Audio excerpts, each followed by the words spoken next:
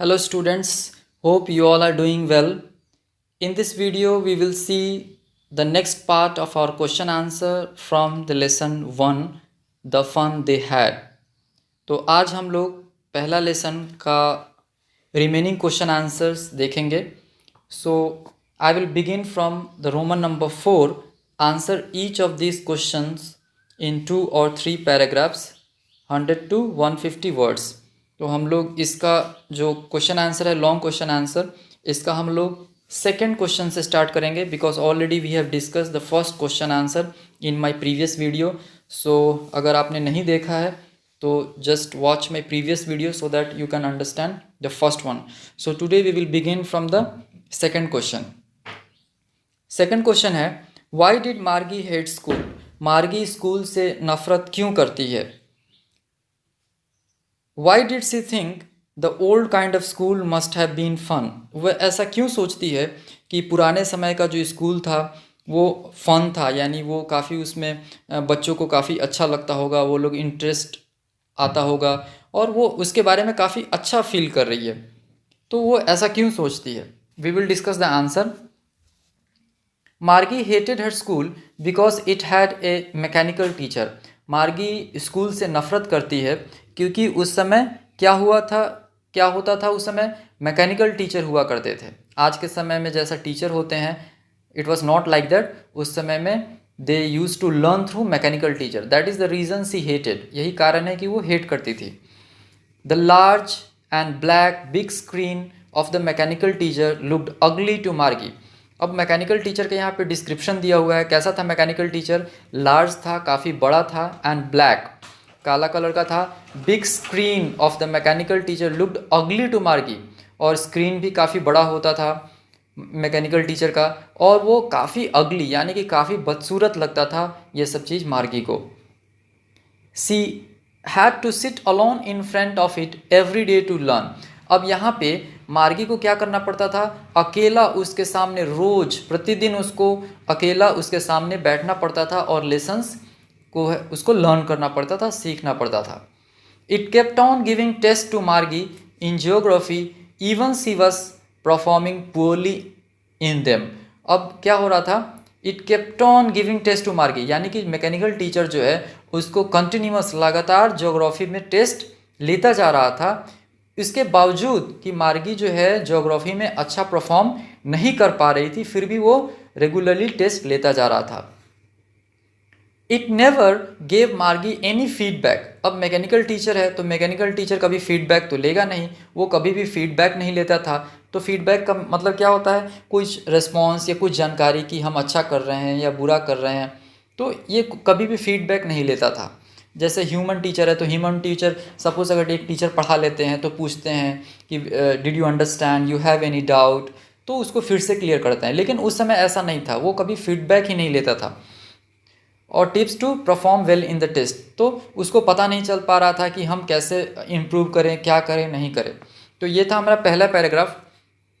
अब हम देखते हैं कि हमारे सेकंड पैराग्राफ में क्या है. Margie thought that the old school must have been fun because in the old school all the kids from the whole neighbourhood went to the school laughing and shouting.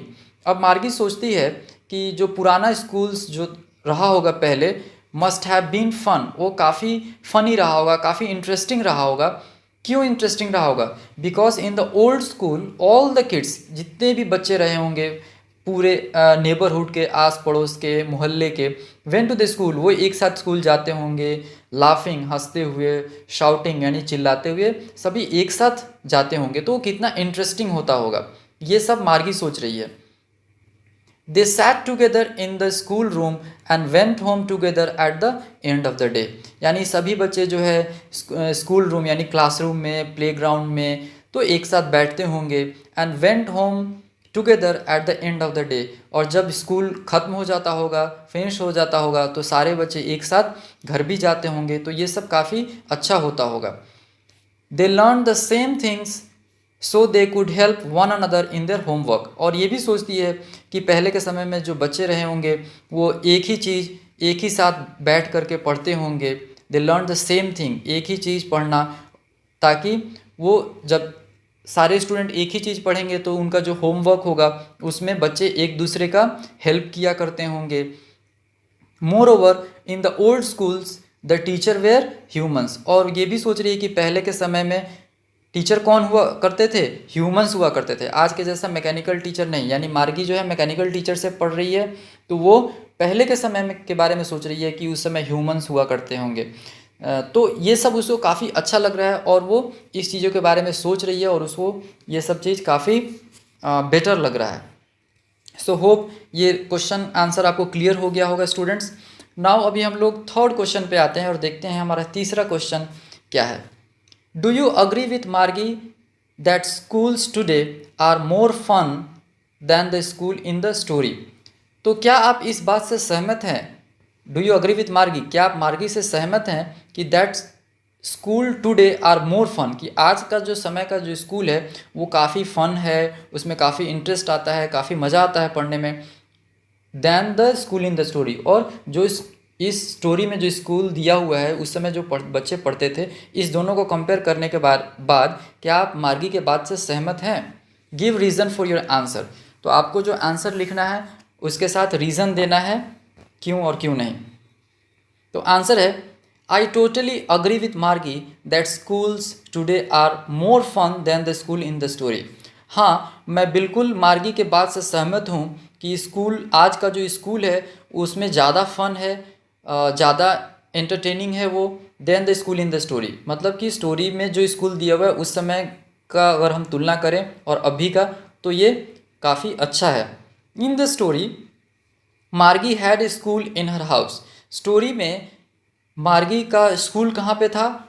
उसके घर में ही था। हर school teacher was mechanical, और उसके जो school के जो teacher थे वो मैकेनिकल थे। And she had no classmate, और उसके पास कोई क्लासमेट भी नहीं था। वो अकेले उसको पढ़ना था, अकेले होमवर्क बनाना था, अकेले क्लास में बैठना था, सब कुछ वो अकेला ही करती थी।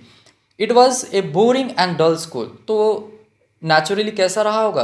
काफ़ी बोरिंग रहा होगा और काफ़ी डल रहा होगा, उसमें कोई भी इंटरेस्ट जो है नहीं आता होगा। Margie could not play with her friends in the school playground and they could not come home together as compare to what happens in school today. तो अब नेक्स्ट क्या है? Margie could not play with her friends. अब Margie किसके साथ नहीं खेल सकती? अपने दोस्तों के साथ नहीं खेल सकती है, उनसे बात नहीं कर सकती है, प्लेग्राउंड में जा नहीं सकती है। And they could not come home together, और वो बच्चों के साथ घर पे भी वापस नहीं आ सकती है, as compare to what happens in school today. और आज का स्कूल जो है जैसा है, जैसे बच्चे एक साथ आते हैं और स्कूल ख़त्म हो जाता है तो एक साथ घर जाते हैं, तो वो मार्गी जो है उस समय वैसा नहीं कर सकती थी। Moreover, the mechanical teacher gave test continuously even if one wasn't performing well in it। और दूसरा चीज़ ये भी है कि मैकेनिकल टीचर जो है वो कंटिन्यूसली टेस्ट वो लेता जा रहा था even if one wasn't performing well in it. उसके बावजूद भी कि सामने वाला अच्छा परफॉर्म नहीं कर रहा है उससे कोई फ़र्क नहीं पड़ता है, लेकिन वो टेस्ट लेता जा रहा था। लेकिन आज के समय में ऐसा नहीं है। जब बच्चे अच्छे परफॉर्म नहीं करते हैं तो उनका डाउट क्लियर किया जाता है, उनको समझाया जाता है, लेकिन उस समय ये चीज़ बिल्कुल नहीं था। सो अभी हम लोग देखेंगे नेक्स्ट पैराग्राफ में क्या है। The school today are located in a special building in the neighbourhood. तो आज का जो स्कूल है वो कहाँ पे लोकेटेड मीन्स कहाँ पे वो स्थित रहता है? एक स्पेशल बिल्डिंग होता है नेबरहुड, यानी कि पड़ोस में या कहीं भी सिटी से हट करके शांत जगह में एक स्पेशल बिल्डिंग होती है जहाँ पे बच्चे जाते हैं, पढ़ते हैं। The kids go to the school laughing and shouting.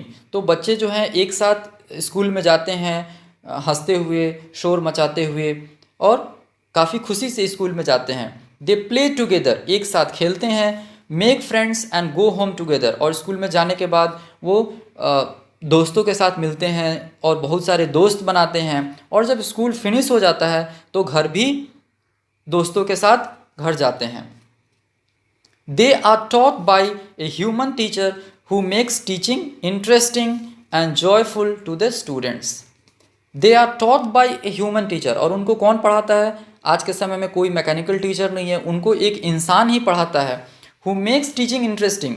और वो टीचिंग को एक बोरिंग के जैसा नहीं पढ़ाते हैं, बल्कि उस चीज़ों को काफ़ी इंटरेस्टिंग बना करके, काफ़ी एंटरटेनिंग बना करके बच्चों के सामने उसको बताया जाता है, पढ़ाया जाता है, interesting and joyful to the students. और ये सब चीज़ जो है बच्चों को क्या लगता है, उसमें काफ़ी आनंद आता है, वो काफ़ी खुशी महसूस करते हैं और इस स्टडी से वो काफ़ी कंफर्टेबल भी रहते हैं। लेकिन पहले के समय में मैकेनिकल टीचर के साथ ऐसा नहीं था, वो काफ़ी बोरिंग हुआ करता था। He is able to understand the feelings and emotions of the students and helps in developing their overall personality। और जो ह्यूमन टीचर हैं वो अंडरस्टैंड यानी समझ सकते हैं बच्चे के फीलिंग्स, वो क्या सोच रहे हैं, उनके इमोशंस को, उनके भावनाओं को बच्चे टीचर जो है अच्छी तरीके से समझते हैं और फिर उनको पढ़ाते हैं। और यहाँ और भी and helps in developing their overall personality. और ना ही केवल पढ़ाई में, लेकिन जो पूरा एक व्यक्ति का जो ओवरऑल जो डेवलपमेंट होता है, जो विकास होता है, उस चीज़ में टीचर भी फोकस करते हैं और उस चीज़ पे भी ध्यान देते हैं। तो इसलिए ये स्टोरी, जो प्रेजेंट स्टोरी हमारे सामने दिया गया है, वो जैसे मार्गी का और टॉमी का जो स्कूल हुआ करता था, वो स्कूल जो है बिल्कुल भी ठीक नहीं था। लेकिन आज का जो समय का जो स्कूल है, वो अगर हम उस समय के स्कूल से कंपेयर करें तो आज का जो स्कूल काफ़ी बेटर है और काफ़ी अच्छा है। सो स्टूडेंट्स, ये था हमारा 3 लॉन्ग क्वेश्चन आंसर्स। होप आप सभी को समझ में आ गया होगा। So go through the question answer, read it and try to write in your own words as far as possible. आप इसको पढ़ लीजिए और पढ़ने के बाद में आपको कोशिश करना है कि ये सभी क्वेश्चन आंसर्स आपको खुद से ओन वर्ड्स में लिखना है। So students, thank you, thanks a lot.